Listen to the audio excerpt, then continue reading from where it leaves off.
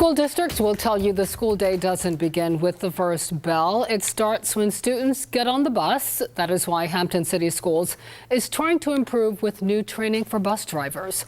The emphasis is on student riders with special needs. Here's 13 News Now reporter Robert Boyd. Well, Hampton City Schools says the school bus is really just an extension of the classroom, and they want to make sure that every student is appropriately cared for to and from school. Elijah has autism, but just like many students with special needs, during high school, he rode the bus.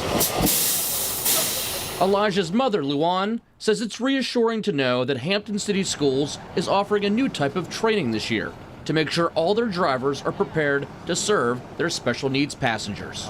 They're not just the bus driver. These people impact lives. I look at these drivers as being counselors, teachers, mother figure, father figure. Darren Wills in the Hampton City Schools Transportation Department is collaborating with the school's Special Education Department to better educate their 157 drivers and 65 bus attendants.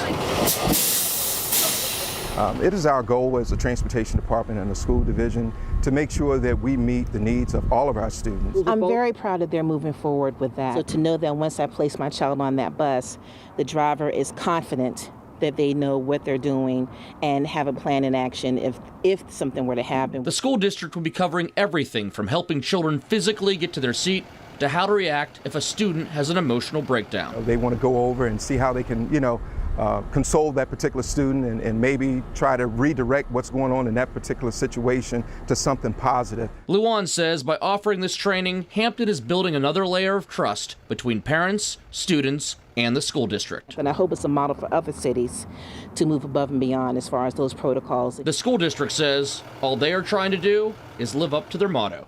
Every child, every day, whatever it takes. The training is set to begin later this month and will continue throughout the school year. In Hampton, Robert Boyd, 13 News Now.